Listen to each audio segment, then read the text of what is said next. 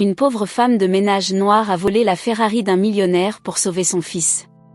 Ce qu'il a fait a choqué tout le monde. Les mains gantées de Grace tremblaient alors qu'elle ajustait les sangles des sandales du petit Ethan. Le garçon de 5 ans gigotait faiblement sur sa chaise à la table du petit déjeuner, les yeux mi-clos, son bavardage habituel remplacé par un silence inquiétant. « Ethan » demanda-t-elle doucement. Aucune réponse. Elle toucha doucement sa joue, brûlante. « Mon chéri, tu m'entends ?» Il cligna des yeux, vacilla, puis, comme une marionnette dont on aurait coupé les fils, il s'effondra en avant. « Ethan !» Grace bondit de sa chaise, attrapant son corps inerte avant qu'il ne touche le sol. Sa peau était pâle, ses lèvres légèrement bleues. Il ne respirait plus correctement. Son cœur battait à tout rompre. « Non, non, non !» Elle cria pour demander de l'aide. Rien. Le manoir était trop grand. La cuisinière était dans la maison des invités. Le majordome principal était parti faire des courses. L'interphone d'urgence était hors service. Il était en maintenance depuis une semaine. Elle appela la ligne d'urgence de la propriété. Répondeur. Elle appela les secours. Temps d'arrivée estimé, 12 à 15 minutes. Grace baissa les yeux sur le garçon dans ses bras. 12 minutes ? Il n'avait pas 12 minutes. Son regard se posa sur la grande fenêtre. Dehors, garée comme un trophée sous le soleil dans l'allée circulaire, trônait une Ferrari jaune décapotable. La possession la plus précieuse de son patron, Nicholas Wexler, le magnate de la technologie milliardaire, qui aimait cette voiture plus que tout. Elle n'avait pas le droit de s'en approcher à moins de 3 mètres, mais Ethan mourait dans ses bras. Elle courut à l'extérieur, ses chaussures dérapant sur le marbre poli, alors que la pluie commençait à tomber d'un ciel gris. Elle installa Ethan sur le siège passager, l'attacha avec des doigts tremblants, grimpa côté conducteur, toujours en uniforme noir et blanc avec ses gants jaunes de vaisselle, et écrasa la pédale avec plus de peur que d'habileté. Les pneus crissèrent sur le gravier, les grilles s'ouvrirent automatiquement grâce à la plaque d'immatriculation. Elle se fichait des caméras. Elle se fichait des règles. Tout ce qui comptait, c'était de garder cet enfant en vie.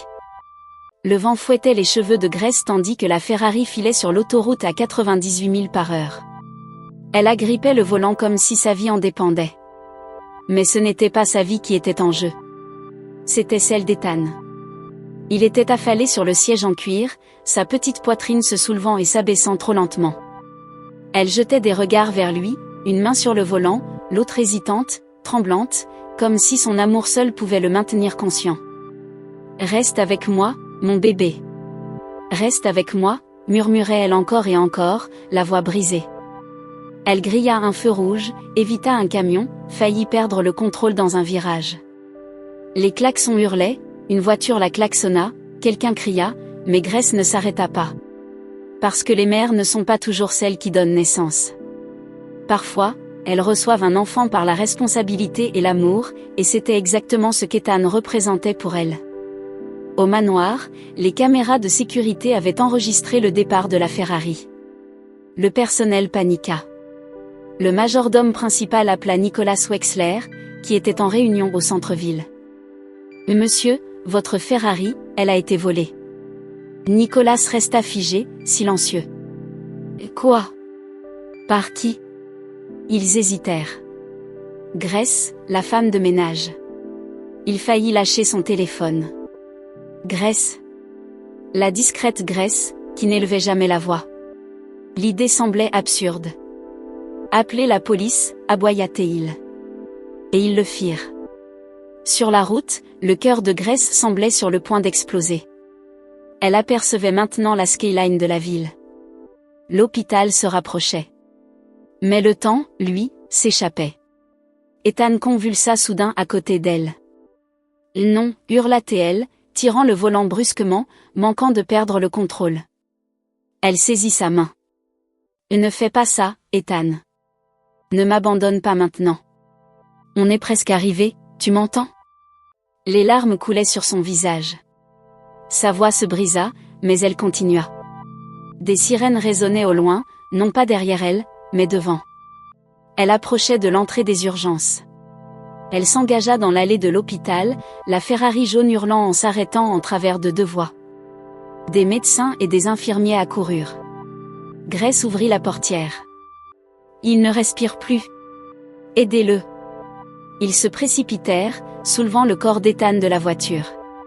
Une infirmière regarda, stupéfaite, la femme au volant, en uniforme de femme de ménage avec des gants jaunes, la main toujours crispée sur le volant, figée par le choc. Un policier arriva quelques secondes plus tard. Il ne posa pas de questions. Il cria, « Madame, sortez du véhicule, les mains en évidence. » Elle obéit lentement, les jambes flageolantes.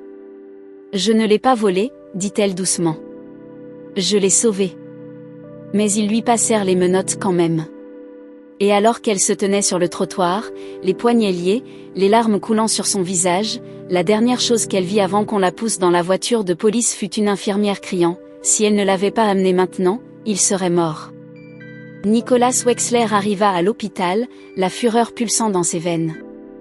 Il gara sa Mercedes dans une zone réservée aux pompiers et entra en trombe dans les urgences, vêtu de son costume et de ses chaussures à $1000, flanqué de 2 gardes de sécurité privés. Sa voix résonna au comptoir d'accueil. « Où est mon fils ?» L'infirmière à la réception cligna des yeux, le reconnaissant. « Il est en salle de trauma 2. Les médecins le stabilisent maintenant. Il ne respirait plus à son arrivée. »« Qui l'a amené ?» Elle hésita. « Votre femme de ménage, Grace. » Il se figea. « Où est-elle maintenant ?» L'infirmière se mordit la lèvre. « En garde à vue.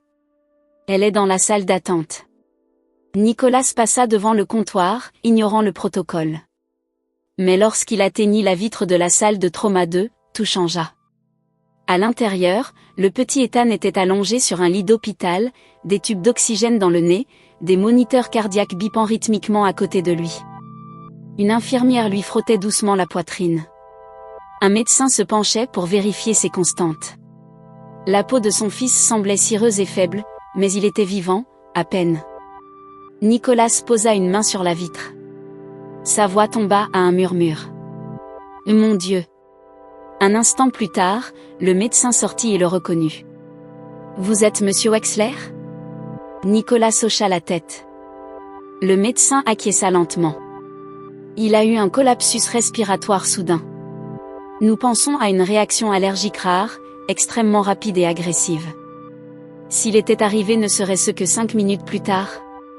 Il ne termina pas sa phrase. La bouche de Nicholas devint sèche. « Mais il va s'en sortir ?» Le médecin hocha à nouveau la tête. « Parce que quelqu'un l'a amené ici juste à temps. » Nicholas se détourna de la vitre. Pour la première fois ce matin-là, il n'était pas en colère. Il avait peur, puis il eut honte.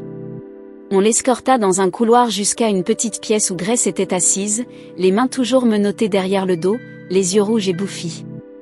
Son uniforme était trempé de sueur et de poussière de la route. Ses gants jaunes avaient été enlevés, et elle était assise, voûtée, comme une prisonnière attendant son jugement. Elle leva les yeux lorsqu'il entra, et pendant un long moment, aucun d'eux ne parla. Nicholas la regarda, non pas comme une simple femme de ménage, mais comme la femme qui avait porté son enfant à travers les portes de la mort dans une voiture qu'elle n'avait même pas le droit de toucher. « Je ne voulais pas la voler, » dit-elle doucement. Il a arrêté de respirer. J'ai paniqué. J'ai appelé, mais personne n'a répondu. L'ambulance était trop loin. Je ne savais pas quoi faire d'autre. Nicholas ne bougea pas, je l'ai attaché. Je n'ai pas conduit imprudemment. Je lui ai parlé tout le long du trajet. Je le jure. Arrêtez, dit-il doucement. Elle cligna des yeux. Vous l'avez sauvé. Son souffle se bloqua. Est-ce qu'il va bien? Nicholas hocha la tête. Grâce à vous. Grace s'effondra en larmes. Nicholas se tourna vers les officiers. Enlevez-lui les menottes. Mais monsieur. Ils hésitèrent, puis obéirent. Grace frotta ses poignets et se leva, tremblante. Si vous voulez me renvoyer, je comprends. Nicholas la regarda longuement, puis dit la dernière chose qu'elle attendait. Je ne vous renvoie pas. Je vous promeux. Le lendemain matin, l'histoire avait explosé. Une femme de ménage sauve le fils d'un millionnaire avec une course en Ferrari jusqu'à l'hôpital. Une héroïne de la vraie vie risque tout pour sauver un enfant. Une femme de ménage menottée après son sauvetage jusqu'à ce que le milliardaire intervienne. Nicolas tint une conférence de presse ce soir-là sur les marches de l'hôpital. Les flashs des caméras crépitaient. Les reporters se battaient pour avoir une place. À côté de lui se tenait Grace, dans une robe noire propre, les cheveux soigneusement attachés. Il ne parla pas à partir d'un script. Il parla avec son cœur. J'ai bâti une entreprise d'1 milliard de dollars en croyant que les décisions devaient être calculées, stratégiques. Mais hier, une femme dans ma maison a pris la décision la plus importante de sa vie. Pas avec de la stratégie, mais avec de l'amour. Il marqua une pause. Elle a enfreint les règles, mais elle a sauvé mon fils. Il se tourna vers Grace. Et je n'oublierai jamais ça. Elle baissa les yeux, les larmes montant à nouveau. Nicolas fit face aux caméras. À partir d'aujourd'hui, Grace Williams n'est plus une femme de ménage dans ma maison. Elle est désormais la soignante à temps plein d'Ethan et la directrice de notre fondation pour le bien-être des enfants. Des exclamations parcoururent la foule. Mais ce n'est pas assez, continua-t-il. J'ai également fait don de 5 millions de dollars pour lancer l'initiative Grace, un programme soutenant la formation aux urgences pour le personnel domestique à travers le pays, car chaque seconde compte, et personne ne devrait être puni pour avoir sauvé une vie. Les reporters explosèrent de questions, mais Nicolas leva la main, signalant une dernière pensée. Si vous avez quelqu'un qui nettoie vos sols ou veille sur vos enfants et que vous pensez qu'ils sont en dessous de vous, c'est vous qui avez besoin d'aide. J'ai failli perdre mon fils avant de réaliser que la personne la plus importante dans sa vie n'était pas dans ma salle de réunion, mais dans ma cuisine. Le moment devint viral instantanément. Dans les semaines qui suivirent, la vie de Grace changea complètement. On lui donna sa propre voiture, son propre appartement près de la propriété des Wexler. Elle aida à concevoir le nouveau programme d'école à domicile d'Ethan et devint une défenseuse des femmes travailleuses à travers l'État. Et Ethan, lui, ne cessa jamais de demander « Mademoiselle Grace ». Parce que pour lui, elle n'était pas juste la femme de ménage. C'était la femme qui avait traversé la peur, le jugement et les sirènes juste pour le sauver. Si vous avez aimé cette histoire, n'oubliez pas de lui donner un pouce levé et de cliquer sur le bouton d'abonnement pour plus d'histoires émouvantes, dramatiques et inattendues. Et dites-nous dans les commentaires, d'où dans le monde regardez-vous ? Nous aimons avoir de vos nouvelles. À la prochaine, restez bienveillants, restez curieux et continuez à regarder.